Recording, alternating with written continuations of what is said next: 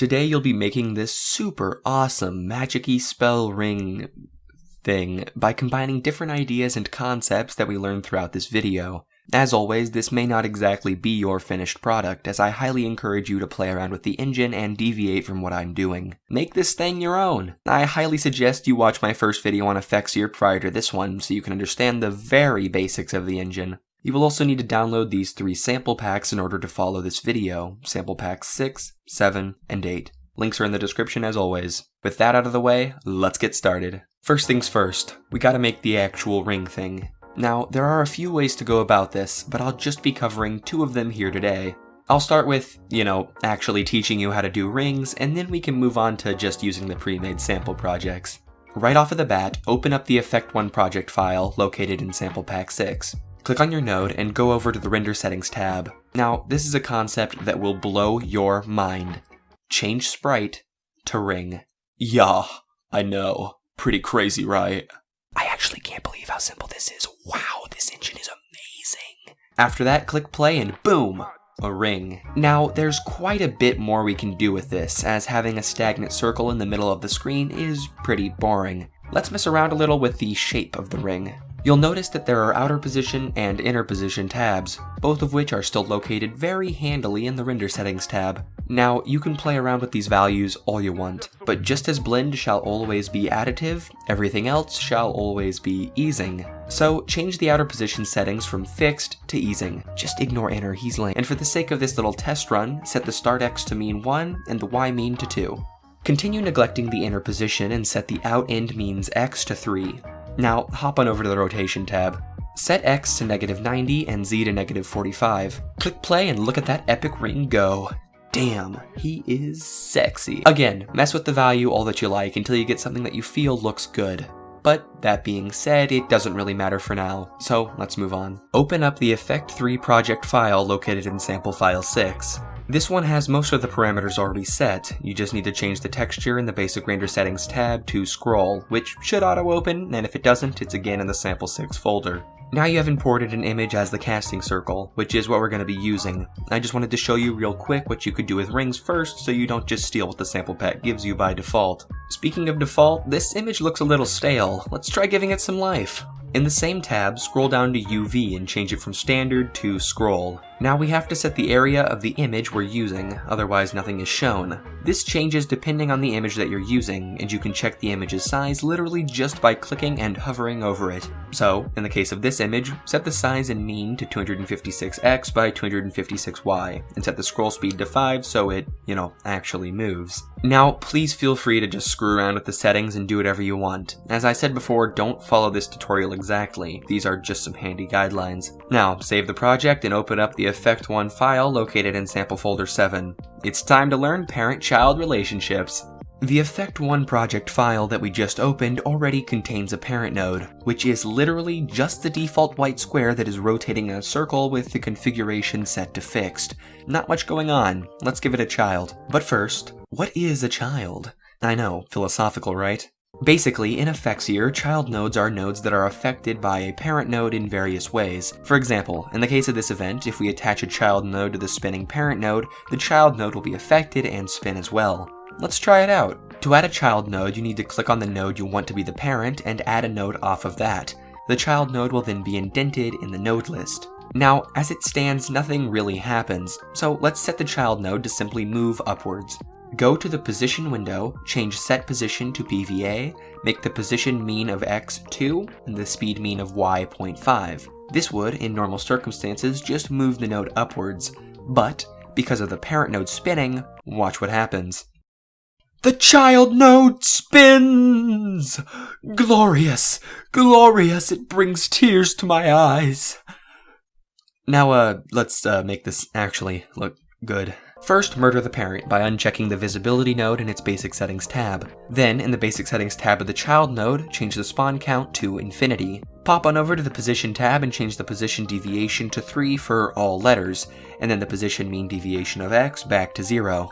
Next, go to the basic render settings tab and change the texture to particle 1, which is located back in the main Effekseer folder under sample, next soft 01, and then texture. Open that, change the blend mode to, well, you know what to change it to. Additive! Finally, go to the Render Settings tab, change the Color All settings to random, make whatever colors you'd like, and blammo, they pretty. So that's the basics of parent-child relationships. And when I say basics, I mean super basics. There is a ton more you can do with this that I am definitely not qualified to teach you yet. But mess around with it, because you can do some amazing things. Next, save this project, and open up Effect 1 from the Sample 8 folder. Hell yeah, time to do cool things. We're gonna mess with how particles work. Epic. By default, there's no way to change the spawn method, so you'll have to open a new window. Click on your node, and then click on Window, and scroll down to click on Spawning Method. Now, screw around with this newfound power as much as you'd like. What I'm doing is changing point to circle and the radius to 4, but you can make it literally whatever you want. If you're following what I'm doing, however, also change the spawn mode to clockwise and change the vertices to 12. Outside of the window, back in basic settings, change spawn count to 12 as well. Also, don't forget to change the texture to particle 1 and the blend mode to additive. Look at that, we made a cool little loading sign. There are so many possibilities now that we know about this window, and literally for this portion you don't have to follow any specific steps I give at all. Really, you don't have to for any of this. However, for the sake of making the animation I showed at the beginning, here's what you should do. Open the Effect 3 file in the Sample 8 folder, and just simply click on the node, open the Spawning Method window, and check Set Angle on Spawn. This will make the particles have an explosion effect. These are all the nodes you're going to need for the finished product. The loading one, this explosion one, the casting circle, and the parent-child one. Now, we need to combine all of these into one single project file, so the best way I found to do that is simply copy and pasting each node from one project to another. Just open, for example, the ring effect we made. Copy that ring node, and then open up your main project folder in Effekseer, click on root, and paste the node. It will transfer perfectly into this new project with all of the previous settings still applying. Do this for each of your nodes. Okay, so now you've got all your previous nodes in one project file. Now, just go crazy. Literally, all I did to make this was screw around with the settings that we had already covered in both parts of this mini-series for a couple of hours. I simply combined all of our previous knowledge into a single animation. Now, what I've made here isn't amazing, and it surely isn't perfect, but I'm sure you can gather that just by looking at it. But it is unique.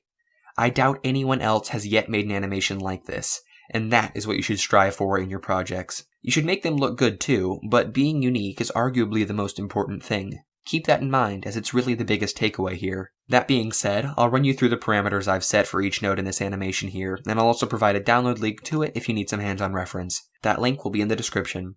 Now, parameter time! Alert! Alert! Toasty has been sponsored. Wait, what? My croutons, did you know that RPGMaker MV is even more versatile than meets the eyes? Yeah, it's generically used to make 2D RPGs, but that's lame. Imagine the unlimited power if you swapped over to 3D. Introducing Ashigara Studios.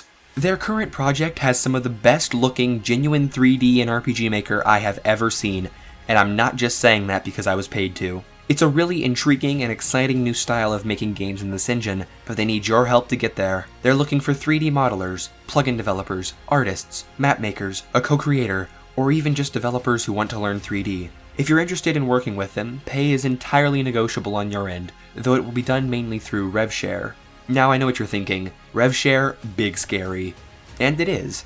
But the devs over at Ashigara Studios are committed to making this game stand out and be the best, and as they have provided me with my first ever YouTube related income, I'd say they're definitely good for the money. Join their team today, links will be in the description.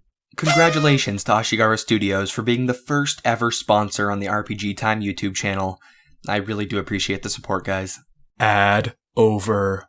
3, 2, 1, go! First things first, set the animation length to 320 frames. Next, hop on into the parent node. Change the time to live mean to 100 and the initial delay to 180, then go to the position tab and change Y to 0.8. Click on the rotation tab and set what was previously Y15 back to 0, and change the X angle mean to 90. That's it for the parent node. Now time for the child. Change the time to live to 100, and then go to the position tab and change the setting for position deviation to 2.1, 0, and 1.8. Finally, change the Y speed mean to 0.7. Set the colors to whatever you like, and moving on. Click on the casting ring node, change the time to live to 320 and then go to the rotation tab. Change fixed angle to PVA and set the mean of angle X to -90 and the mean angular velocity of Y to -1. Go to the scale tab and change the Z scaling to 0.6. This just makes your circle shorter and in my opinion look better. In the basic render settings tab, change the blend mode to, you guessed it, additive, and check on depth set. Or don't, it doesn't really matter. Now, I've set fade in and out to enabled for 20 seconds each. I feel like it looks better, but you don't need to use them. Again, use whatever colors you like, and that's all for the ring. On to the explosion, or implosion thingy in this case, I guess. Change the initial delay to 115, and then in the position tab, change start x mean to -67.8 and y to -19. Then set end mean x to 2.8 and set everything else back to 0. Part 3 of set color to whatever you like, and now on to the final step, the loading thing. First things first, open up the spawning method window and change the axis direction to y and the radius mean to 2.9. Change the initial delay in the basic settings tab to 10 and change the x rotation to -90. Blam. Color, whatever you want, and you're done. That's it! You've created a spellcasting animation, exactly like mine, with no changes.